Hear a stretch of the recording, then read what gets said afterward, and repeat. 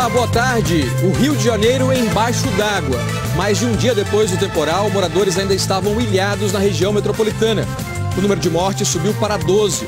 O presidente Lula sanciona a lei que inclui bullying e cyberbullying no Código Penal e eleva a pena de crimes contra crianças e adolescentes. Escalada da tensão no Oriente Médio. Rebeldes Houthis no Iêmen disparam um míssil antinavio contra uma embarcação americana no Mar Vermelho. Nos Estados Unidos começa hoje a disputa para definir o nome do Partido Republicano que vai enfrentar Joe Biden nas eleições de novembro. E uma frente fria varre o país. 100 milhões de americanos estão em alerta por uma tempestade de neve que derrubou as temperaturas para até 30 graus negativos. Veja também, os bancos deixam de oferecer hoje as transferências de dinheiro via DOC, o documento de ordem de crédito. E um clássico da volta às aulas. As feiras de livros usados são um oásis para quem tenta economizar na compra do material escolar. O Jornal Hoje está começando.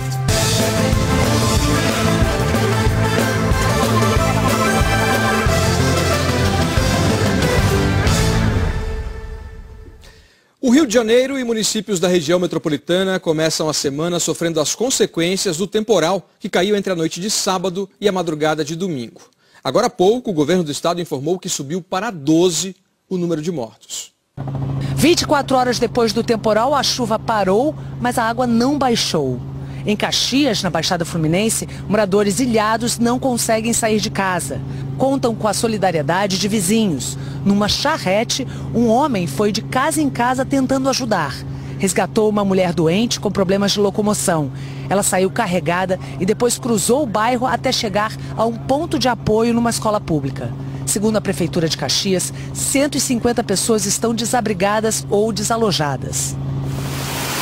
A forte chuva que caiu de sábado para domingo atingiu principalmente a zona norte do Rio e a Baixada Fluminense. Rios transbordaram e inundaram as casas. Moradores tiveram que deixar tudo o que tinham para trás. Quem estava na rua ficou preso em bolsões de água. O prefeito do Rio, Eduardo Paes, do PSD, decretou situação de emergência no município.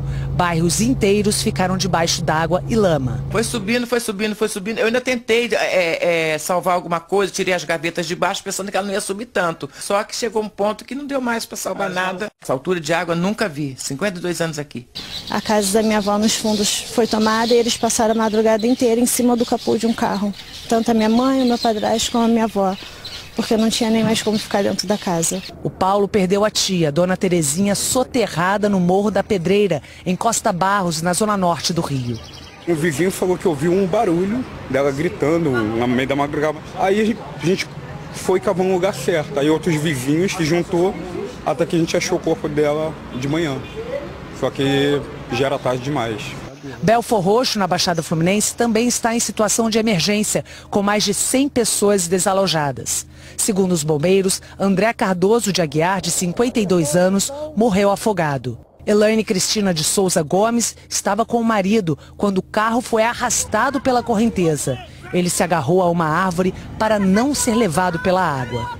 A gente jogou uma corda e tiramos ele. Aí tentamos achar a mulher. Só que o carro já estava no fundo da água e a gente bateu ponta a ponta e não achou mais ninguém. Ele declarou para mim, que tentou puxar ela com o braço, só que escapulhou na mão dele. O carro foi localizado 12 horas depois do temporal.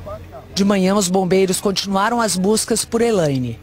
Em alguns pontos de Belfor Roxo, a água baixou um pouco, mas pela marca na parede dos prédios deste conjunto habitacional, a gente vê que ela atingiu a janela dos apartamentos do primeiro andar. Hoje cedo, as ruas ainda estavam alagadas.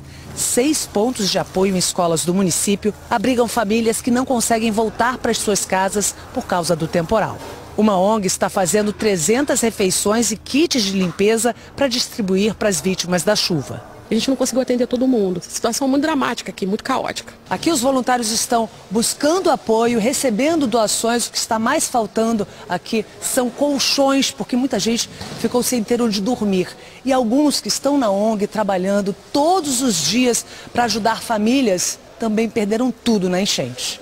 Pior dia da minha vida, porque minha casa começou a encher muito, a água vem subindo, e eu tenho uma filha pequena de 11 anos, chorava, desesperada, querendo sair de dentro de casa. Então, assim, muito desesperador. Cenas que se repetem todo o verão, né? Muitas dessas vítimas são pessoas pobres, milhões que vivem em áreas de risco gigantescas espalhadas pelo Brasil inteiro, pessoas que não têm moradia digna e que enfrentam essas tempestades dessa forma. E cadê as obras? Quando há, né, elas vêm num ritmo muito menor do que o esperado para enfrentar essa situação toda. Vamos agora então ao vivo a Duque de Caxias, onde vários bairros ainda estão debaixo d'água. A repórter Mariana Bispo está na cidade, foi muito afetada, conversa com a gente agora, olha só, de bota no meio da água. Oi Mariana, boa tarde. Boa tarde para você, Alan, para todo mundo que está acompanhando a gente no Jornal Hoje. A situação aqui em dezenas de ruas do bairro do Pilar, na Baixada Fluminense, é essa. Ruas que viraram um verdadeiro mar. Muitas pessoas estão saindo de suas casas, vindo aqui